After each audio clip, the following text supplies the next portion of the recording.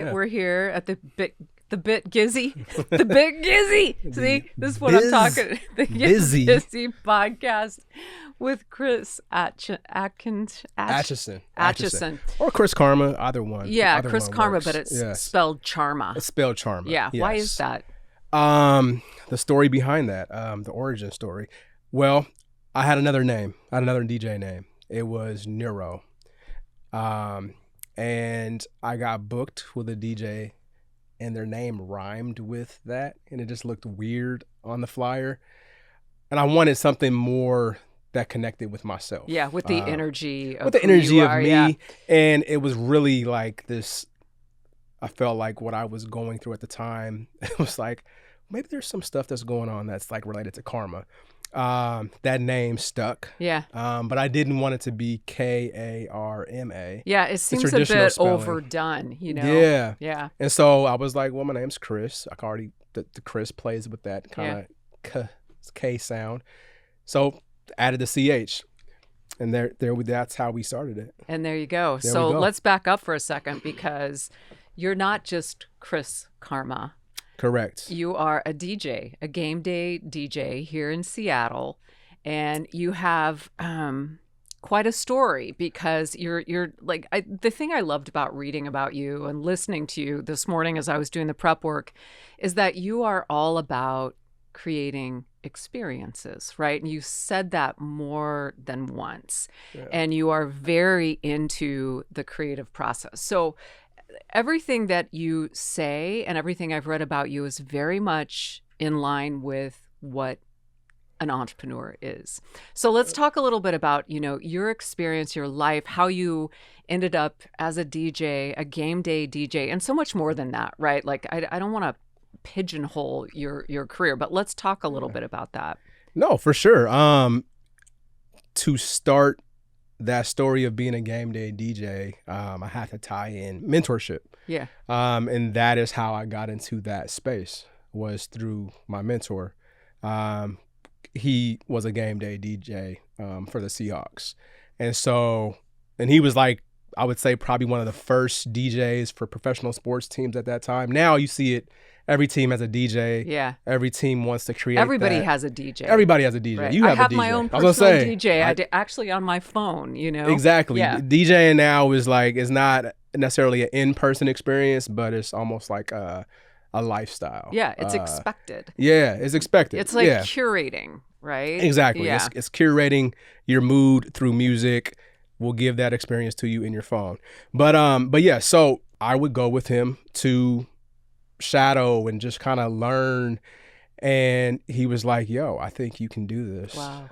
If I never do this again, I would like to transition you Can we into just that. hang on? Sorry, not to interrupt you, but what does a game day DJ do, right? Because I was at the rodeo, like I did the whole cowgirl summer. I went to Cheyenne Frontier Days. There's a DJ at the rodeo, right? Like the rodeo clown, who, by the way, is not very funny, right? Like the story is told through the music. Right. So what does a game day DJ do? Like, how do you know when to play what? Honestly, that was one thing I had to learn.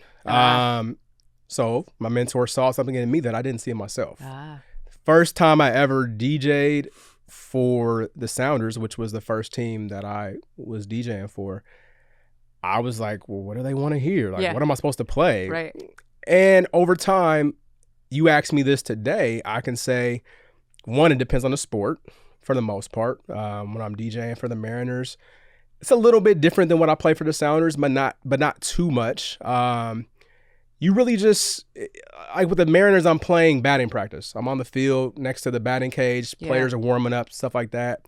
Then it transitions to when fans are coming in. So the music will change for that. Right. Players, they want to hear different stuff that's going to amp them up, get them ready for the game. Yeah. Fans, it's family friendly. It can be top 40, more of a mix of genres than when you're playing specifically for players. So yeah, I would say that's what a game day DJ is going to play. It's going to depend on the brand of the team and the fan base. Do teams have do not playlists? Not necessarily songs, but I would say majority of the teams are going to say it has to be clean. Yeah. Has to Yeah. be family friendly. The content in the songs can't, it has to be appropriate. Right. Has to be appropriate. How do you stay original, right? Like all I can hear in my head right now, and it's going to be with me all day and probably drive me bananas, is Sweet Caroline, right? Like, how do you land on, right? Like, I'm going to be honest with you. So what I've learned through being a game day DJ and just through DJing with brands, and even like my brand that I've created with the Walk Club, is every time you have, let's say, a game, you play, let's see, football, they have 8 home games. Baseball, they play 160 some games a season or something like that. So that's maybe, I don't know, 80 or some home games. Every day, there might be new people that have never been to that game. So you're going to do, for the most part, the same production every single time. So it's going to some fans, it may seem like I can predict what they're going to play. right. But that's the beauty of it, Right. because if you can do that really well, the same thing over and over really well, then you have a good product.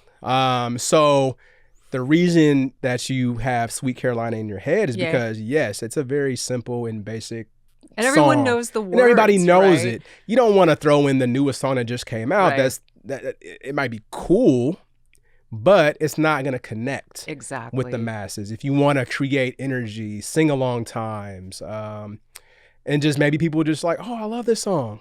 That might be their favorite memory from that game or from the rodeo or something like that. So the creativity part, you find ways to be creative by still giving some things that might seem boring or basic, but it's how can you execute these things at a high level to where the overall production, because the DJ is just a part of the overall production. Right. You know what I mean? So it's part of the story. It's part of the story. Like, it's all storytelling, right? And, when somebody fumbles or when somebody strikes out, like, there's a sound that goes with that. There's music that helps tell that story. Exactly. And it's so engaging. And like what you're talking about, and then I want to go back to the whole mentor conversation, but what you're doing with your creativity and your storytelling it's like the ultimate reading of a room, right? Like how to read the room. And we talk about it all the time in entrepreneurship, social media, even like, customer acquisition strategies, right? Yeah. Reading the room, right? And so how long did it take you? Because it really is a huge problem for humans in general, right? Because what you think the room should be feeling is maybe not always what the room is feeling. No, that is huge that you bring that up, because it's not just a DJ thing, it's an entrepreneur thing. It is. It's a creative thing. It's knowing when to stop. And when I say that, it's knowing when to stop getting in the way. Yeah. Yourself getting in the way of everybody else experiencing something great. You getting in the way of you producing the best product or giving the best experience. And it kind of goes back to that, yes, this is boring. Every day or every game we play the same song. Right. Or, I'll say this, like, every time you go into a certain store, let's say it's, I don't know, Louis Vuitton. Oh, yes, I'm there all the time. It doesn't matter what city you're in. Yeah, it's the same. It's comfort food, right? Yeah, it's going to look the same. It's going to probably possibly smell the same. It's going to feel and sound the same. Yeah. So, that's what I would say is get out of your way. Keep it simple. Keep it memorable. Do those things that allow your brand to stand out. And it doesn't need to be something different every single time. Right. It's like going to McDonald's or something like that. It's probably a bad example, but we'll roll with everybody can relate to McDonald's. So it's like if you went to McDonald's and every single time they made their burger different, you probably wouldn't keep going. You would stop going at some point because you're like, I liked it this day. I didn't like it this day. Yeah.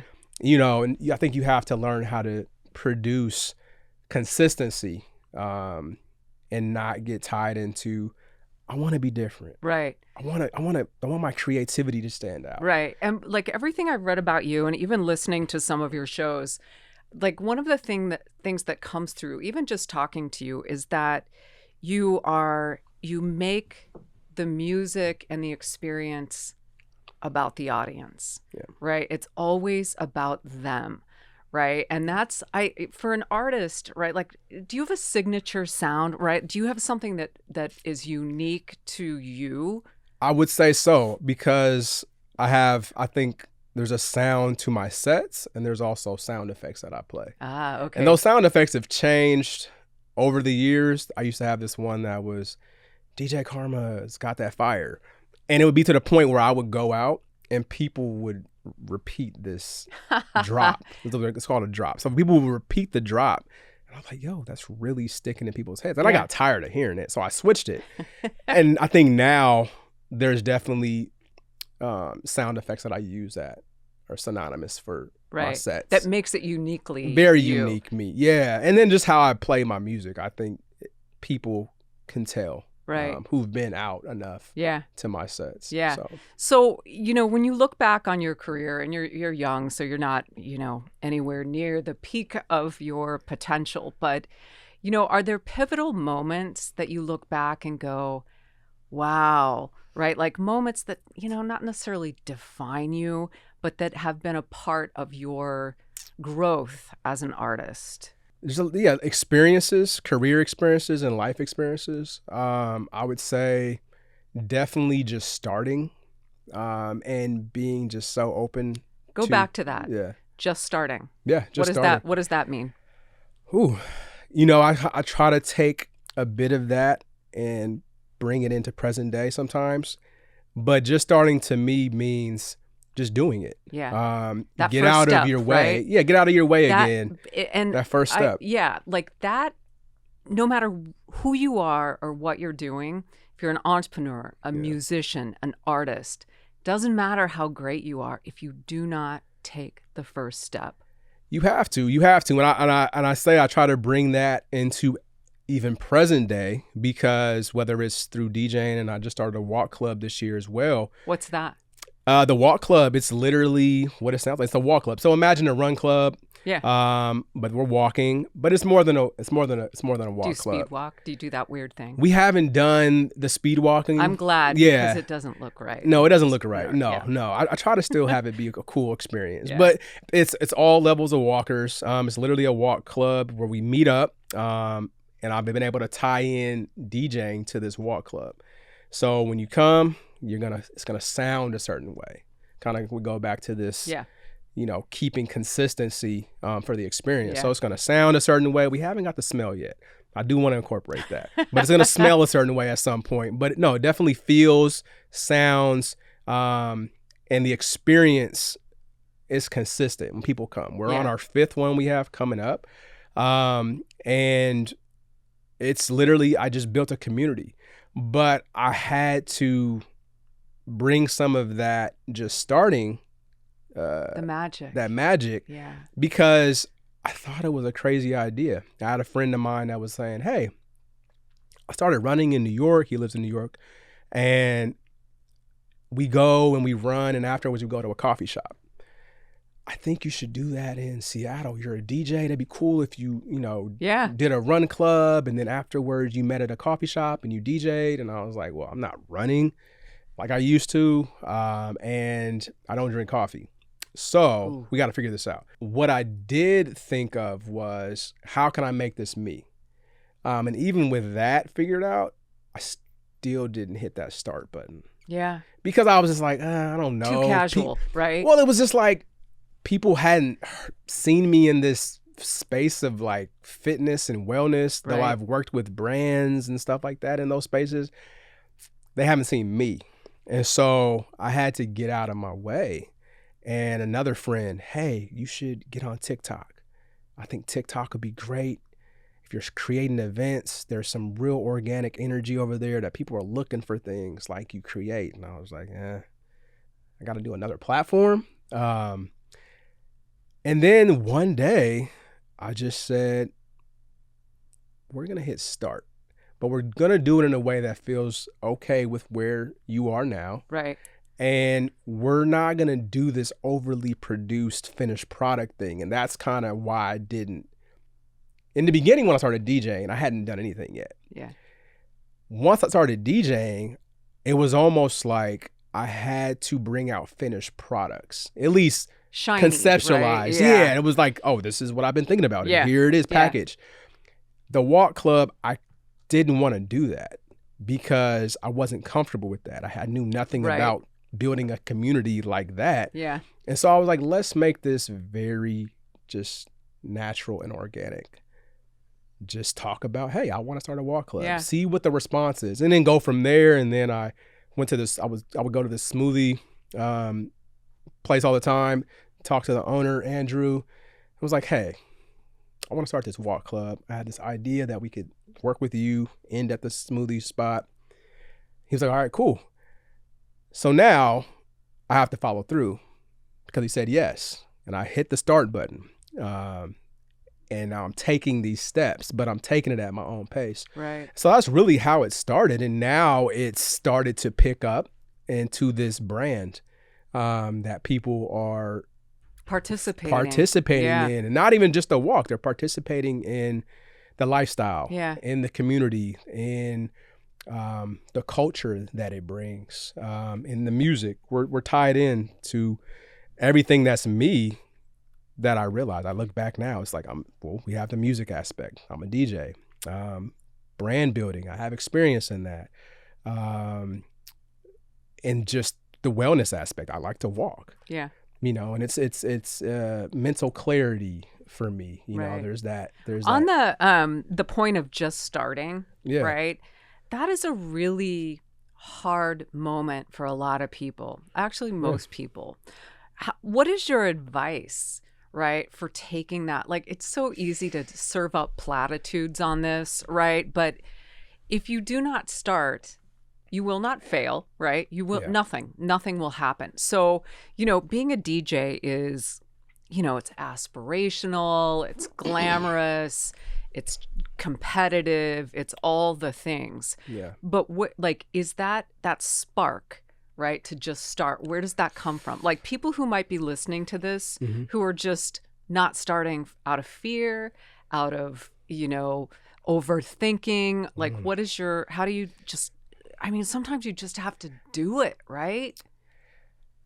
That's tough because I think, and I'm gonna give advice, but I think part of it is it's a lot of personality. Yeah. It's a lot of how you experienced failure in Yeah. your life. Yeah. You know what I mean?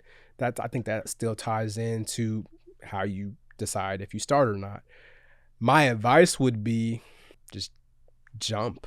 You know what I mean? Just try it. I mean, if it's something, but do it in a way that's comfortable to you. Right. Social media has created this space where we're overly consumed with everybody else's Yeah, it's so true. dreams and aspirations and finished products, or at least we think they're finished products. We don't know. Sometimes somebody might launch something today, and by next month, you'll never see a post about it ever again. And you were like, oh, I thought that was a good idea. Yeah.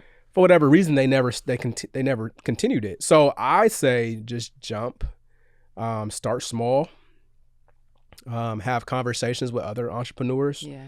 I think that's one thing that I didn't do enough of, even in probably my personal life, is asking questions that maybe might make you feel insecure about where you are. Yeah. You know what I mean? Saying, hey, I don't know where I should start. And obviously there's a lot of information online. You can chat GPT and ask Absolutely. questions, but Yeah. I think talking to someone who's done it, maybe not even necessarily done what you're doing, maybe something similar, but just somebody that's taken the step to create a business, ask them questions. I've recently asked somebody a question. I was like, hey, I'm looking at purchasing a new vehicle. I want to this time put it in my business name. Have you ever done that before? What's the process? I know I've read about it online, but I want to talk to somebody who's actually done it. Yeah. I say asking questions is huge.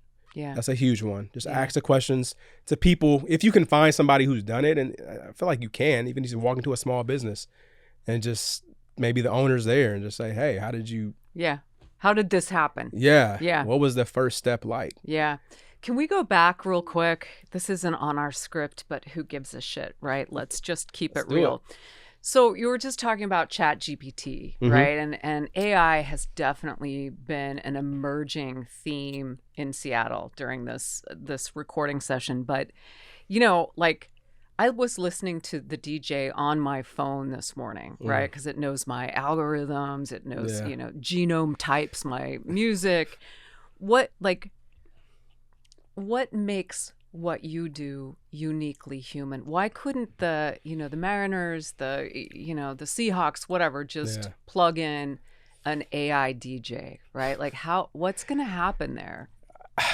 Because it can replicate you right now. It can. I mean, what's crazy is this is a good conversation because online there's conversations in the DJ community where one of the, some of the leading DJ brands for the equipment and software are implementing AI, or they're gathering information to give to companies with AI. So for instance, there's Serato DJ, which is like what a lot of DJs use it for their DJ sets. They use it, they put it on their computer, you can DJ with it.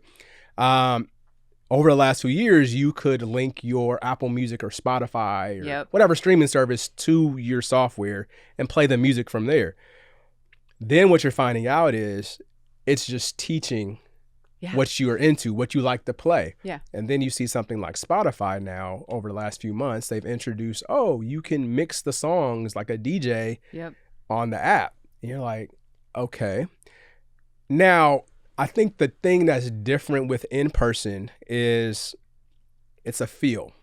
So if you go kind of to, I would say, music production, anybody out there who's produced music, having music produced through software versus somebody playing live, there's a difference. You can kind of manipulate the software to sound like it's live. Like introduce flaws and but some of those flaws create textures. They create a feel that you just can't get through software produced music. So I think the same thing goes for in-person DJing, where there will be some flaws that they're just gonna happen. Not everybody's gonna mix the same, and I don't know that at some point AI will get to the point where they can mimic flaws. I don't know, but it's just, and I'm sure it will, right? Like if it's picking up on the human genome, but I can tell you, this is so weird, Chris, but when I get an email like over the last, 4 or 5 months, and there's a typo in it, right? Or some kind of, goober, right? Like that we make as humans. I'm like, I'm so happy that there's a mistake in this, right? You are not perfect. Yeah, I'm like, it's a You're person. Not somebody didn't just use AI to it's not a wizard email. who wrote this. It's a person. What I've learned over the last few months is I appreciate that, but what I also have learned is that there's a generation coming up in positions, whether it's they're presidents of companies, CEOs or VPs, whatever it is, or maybe they're just a GM or something. They're almost appreciating text over email. Yeah. They're like, hey, let's just text. Yeah. And I'm like, and then it's an adjustment because there was this era of time where send me an email. Oh, yeah. And then the email was overly formal and too many words. Yeah. So now it's like, and obviously this is not for everybody. So we just have to make sure if you're communicating with someone who is into more of an informal way of communication, then go with that.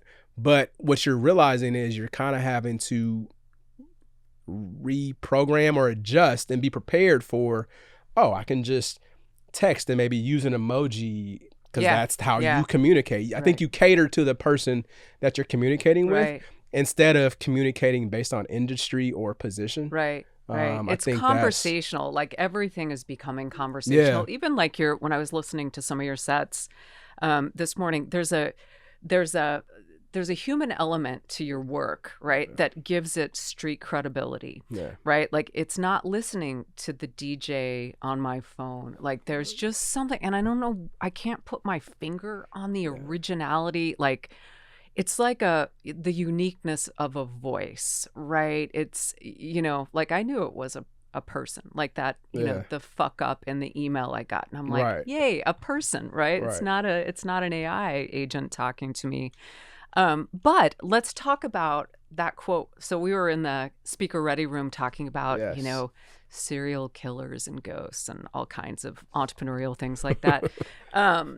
But we were talking about that quote that you have about Yes. fear, right? And about, wow, if I go out and do this, am I going to get bashed? Yeah. Right? And that fear, to me, in my experience, is what separates you from greatness, right? Because when you get on the other side of your fear, that's where your success is, right? Like, how do you, like, we're talking about AI and the things that are, you know, a danger to your profession, not a danger, but, you know, It could creeping put you out of in. business possibly. Yeah. Yeah. So how do you, like, what is your advice on fear and not doing something, not doing the just start thing because Yeah. you're afraid of failure, right? Everybody is, but I think, you know, every person is going to handle fear differently. yeah. I'm a big sports guy. So a lot of my analogies and just even when I'm in business now, I go back to what would Kobe do? Or Yeah. what did these people in the peak of their career in some of the toughest situations do? Yeah. You know? And what I learned, and I think I even learned this as being a parent. A lot of being a parent has helped me, I think, in business and just in like relationships and friendships, that I sometimes have to appear as though I'm not afraid to protect and let my son feel protected. You know what I mean? I'm going to walk through the door first. I'm going to, you know, protect him. I'm still afraid. Yeah. But I have to do it. And kind of go back to sports, it's like you're still nervous. There's like 1 second left. You're the best player. The ball's going to be in your hand. Yeah. Shoot it. Don't just throw it up. Right. If you have to, you have to. But Yeah. shoot it with the proper form you've practiced, Right. with the experience you have. Like shoot it confidently. If it goes in, it goes in. If it doesn't, then it doesn't. Right. But you're still nervous inside. Right. You know but what I you mean? cannot, it's like I ride a motorcycle. Mm-hmm. You get on a motorcycle and you start thinking about what you can't do, right? Or you start focusing, you get on and you focus on a pothole. You see it. What are you going to do? You're going to hit it. Hit the pothole. You're going to hit it and you're going to eat shit. Right. Right. So there, like, I think there's a difference between, you know, fearlessness and recklessness. Yes. Right. And I think you just cannot focus on what could go wrong. Right. Like the Kobe example, the Yeah. Michael Jordan, like just shoot it. Right. It's so natural and just, I think my mom, she gave me a quote, and I remember when my son was being born. That's when she said this. She might have said it other times in life, but this is when it like really like stuck out. She said, "Control what you can control." Yep. And I, up to that point, I had heard it, but it didn't resonate. It makes a lot of sense when you, yeah. It stuck at that moment. Yeah. And so it was like, yeah, control what you can control. And now I tell people this, like when somebody asks me for advice or they're going through stuff, I'm like, just control what you can control. You can't control these variables that are just part of life. Right, but you cannot focus on them. You can't either. focus on them. Yeah, you just have to control what you can control. Do your best. Don't be reckless in your approach. Take the skills you have and the experience, focus on that and do it. It's kind of like when we were saying to riding a motorcycle. Don't focus on the pothole. If you're an experienced driver, you know what to do. Go around it. Right. Don't be frazzled or whatever. Now, internally, I would think that riding a motorcycle, every time you hop on the motorcycle, there's some fear because there's just the unknown. But you can't focus on that. No. It's the same thing as you drive a car. Like every time you get on the road, there's a possibility. Right. But if you're an experienced driver, you should not be thinking about that. Right. And you'll have some idea of how to get out of certain situations if you need to. Exactly. And you have to trust yourself. Trust right? yourself. You can only control what you can control. Yeah.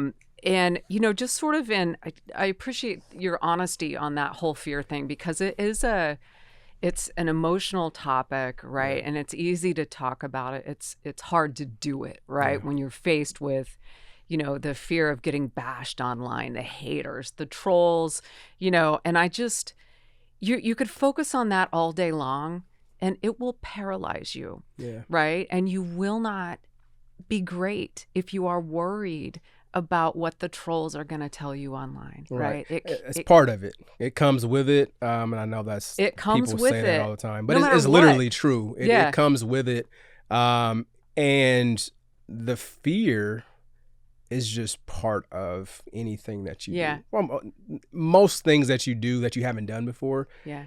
Maybe it's not fear. Maybe you're just nervous, or maybe you're just unsure of yourself. It's a mind, kind of headspace thing too. But I think a huge part of getting over that is having a good circle around you, of people to talk to, whether it's a mentor, family, friends. I will say family and friends, you have to be selective, because sometimes you can ask a question, and let me not say family and friends. Talking to someone who hasn't done what you're doing, you have to have some grain of salt with that. Yeah. Because maybe some of the advice they're giving you is they just like you. They want to see you do well. They see you're in a headspace of uncertainty and say, oh, you should do this or do that. And I say take it with a grain of salt, because they've never done what you're trying to do. Right. But they have the best interest for you, and they're just trying they want you to be happy. Right. And it's not their fault. They don't know, but you're clearly... But they might not have the critical eye that you're looking for. Exactly. Yeah. So kind of going back to what I was saying earlier about find somebody maybe who... I'm so glad you came full circle, because the mentor conversation... So there are two schools of thought, right? Okay, so there's mentors, right? People you go out and you pay, right? And they're professional mentor, coaches, whatever, right? That's one set. But my philosophy, and I want to hear what yours is that everyone is a mentor, right? If you take the opportunity to learn from them. So tell me about because I think mentors are so critical to just starting, right? No, for sure. I mean, I don't know where I would have been without mentors. How did you find your mentor? I stumbled on my mentor. Yeah, it was like, I guess the universe said, here it is. You need this person for where you're about to go. And that's how I ran into my mentor. But what I learned from having a mentor and then going further in my career is that I probably have learned more from being a mentor. Yeah. You know what I mean? So true. I've had the opportunity to mentor one of, to me, I don't want to call him just a DJ, but he's one of the best creatives coming up in Seattle, in the Seattle area right now. His name's Johannes. Super talented kid, man. I don't want to call him a kid, but he's super talented in anything he puts his mind to. And he teaches me a lot about myself currently and what I remember from being a mentee with my mentor. Oh, dang, I see some stuff here. Yeah. And I do some of the same stuff that my mentor did with me, with him. But I learned so much from him. And I actually recently I'm going to be a mentor for a kid in school. So now outside of business, just being a mentor on a different level. And I'm excited about that because I know I'm going to learn so much from that as well. But yeah, the mentor thing is huge because it's like, I don't know if I would ever pay for a mentor, but you don't need having to pay for a mentor. Having a genuine connection is just like on a personal thing. Yeah. You meet somebody, you have a conversation, and it might not work out.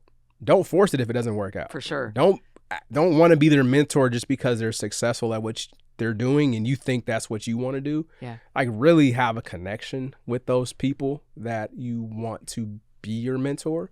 And maybe it's not a formal mentor thing. Maybe you just need that person as a friend. Yeah. But it's also that critical eye, right? That your mother is not going to give you. No, or, no. You know, like you need someone to keep you challenged, right? For sure. I look at, I don't know where I would categorize mentoring, but I know I would say this. When I started seeing a therapist, I didn't look at them as a therapist. I was like, you're like my life coach. Yeah.